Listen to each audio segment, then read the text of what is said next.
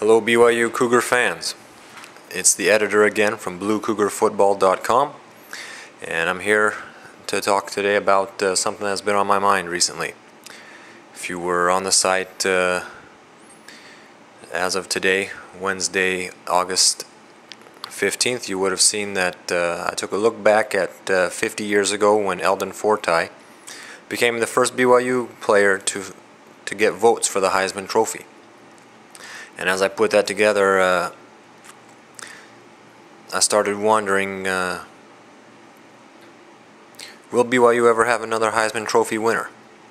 After Fortie placed in the Heisman Trophy, BYU players slowly but surely continued to get votes for the Heisman Trophy, and it all culminated with Ty Detmer in 1990 winning the award. Now, he chose to stay for his senior year in 1991, and as such, he received some votes the next year, finished third.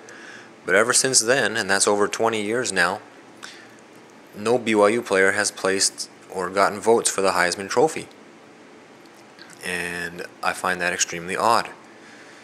It's almost as if the Heisman Trophy voters thought they did BYU a favor by giving Ty Detmer the award, and now that they had done that, they weren't going to pay any attention to BYU players anymore.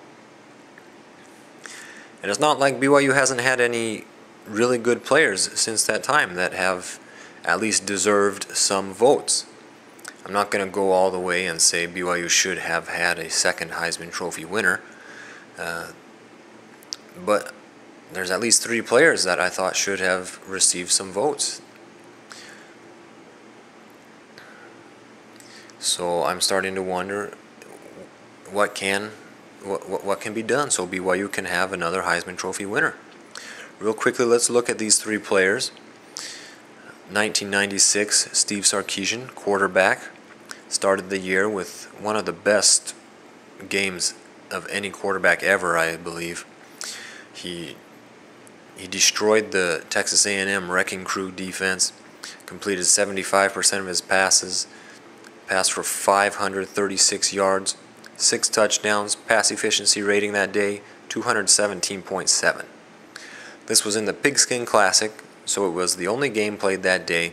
Tons of national attention, and that landed Sark on the map. He played great pretty much the entire year. Finished with 68.8% completion percentage, which was really high in the 90s. Over 4,000 yards passing, 33 touchdowns, 12 interceptions, very good touchdown to interception ratio. Pass efficiency rating, 173.6. Now, every time a BYU quarterback had finished with a pass efficiency rating over 170, he had received votes for the Heisman Trophy.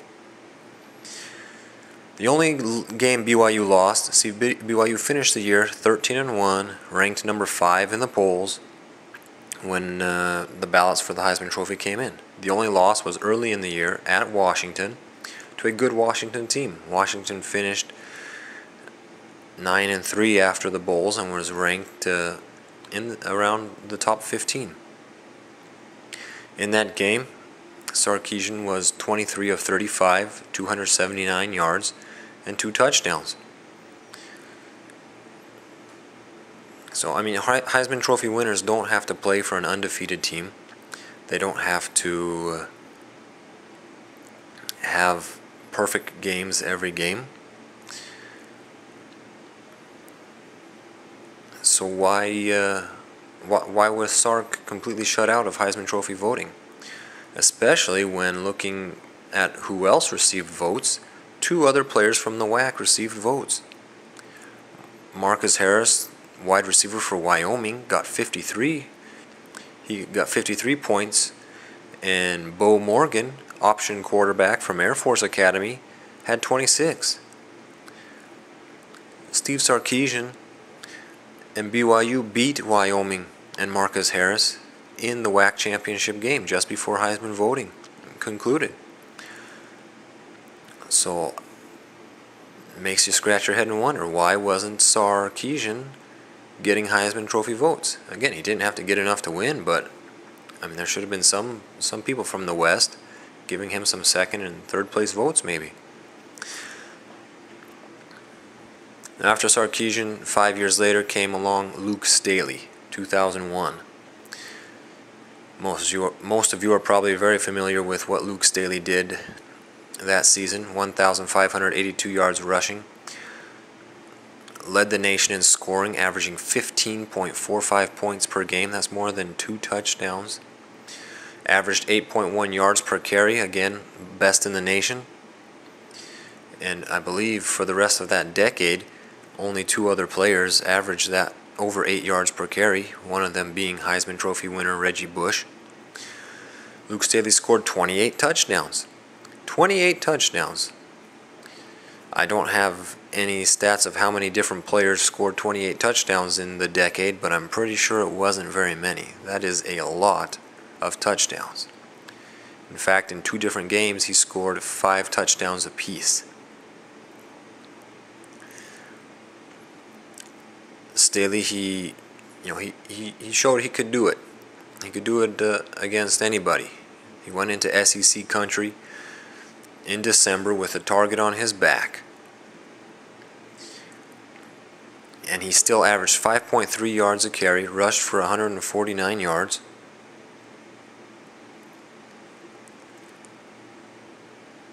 And was vital in BYU winning that game, getting in position with time left only to kick a field goal to win the game by 3 points. And the 2 games right before that, I mean, he had Heisman moments.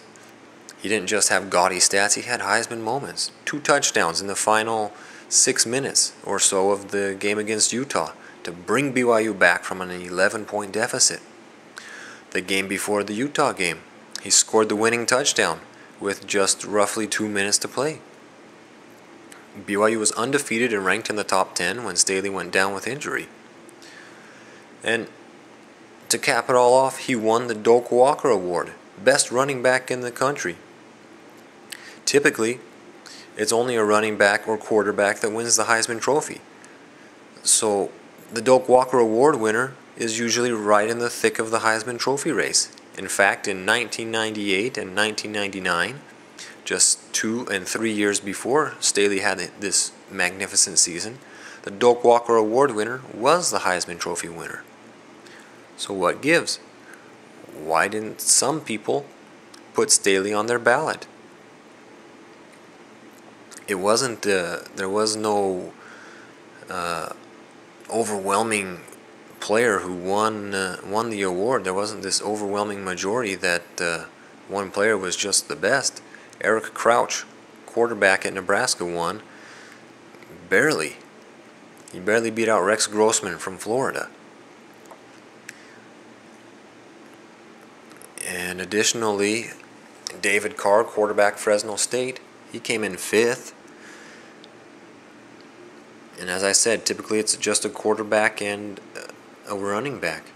Defensive players, offensive linemen, they really have no chance. Yet a defensive back finished 6th, offensive lineman finished 7th, 2 defensive ends came in 9th and 10th. The 10th place one had 41 points. So tell me, why didn't Staley get more than 41 points in votes for the Heisman Trophy as the Doak Walker Award winner?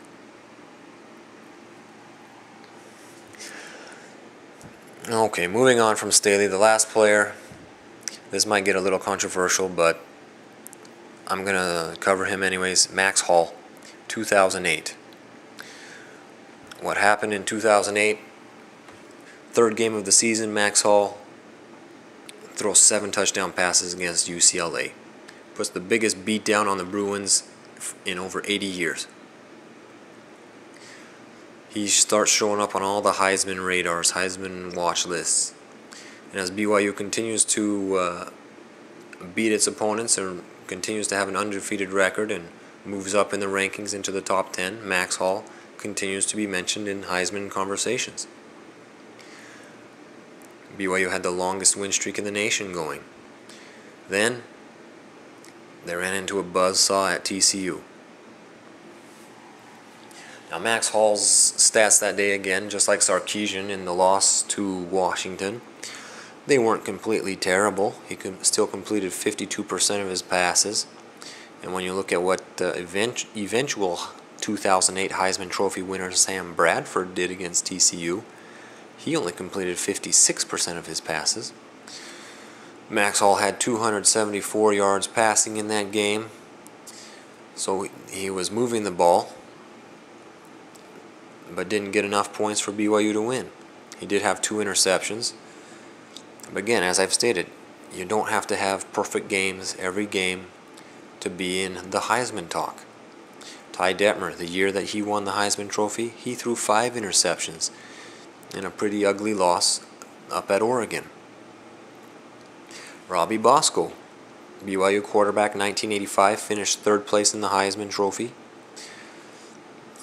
BYU lost to UTEP. UTEP was winless. The only game UTEP won that year was against BYU. Bosco still finished 3rd, as I mentioned, but in that game, he completed less than 50% of his passes. 15 out of 34. Had only a measly 151 yards passing, threw 4 interceptions to 1 touchdown pass. So, I understand. Yeah, Max Hall, BYU lost the game. Max Hall didn't have a great game, but why did it completely knock him out of Heisman talk? Especially after he rebounded from that. Next 3 games, completed over 80% of his passes, passed for 951 yards, and had 12 touchdowns to just 1 interception. His pass efficiency rating was 202.6. In fact, in 2 of those games, it came down to the last minute. He had to direct winning drives through 2 touchdown passes to win these 2 games. One came with 1:46 left in the game. Another came with just 22 seconds left. BYU got the ball back with only 1 minute and 36 seconds left, had to drive 76 yards, but Max Hall did it.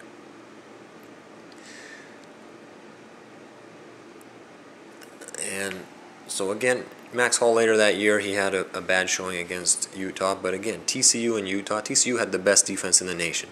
Utah was undefeated and went on to shock Alabama in the Sugar Bowl. So again, I'm not advocating that Max Hall should have won the Heisman Trophy, but at least get some votes, end up some 3rd place, on some ballots for 3rd place. Especially looking at who else did.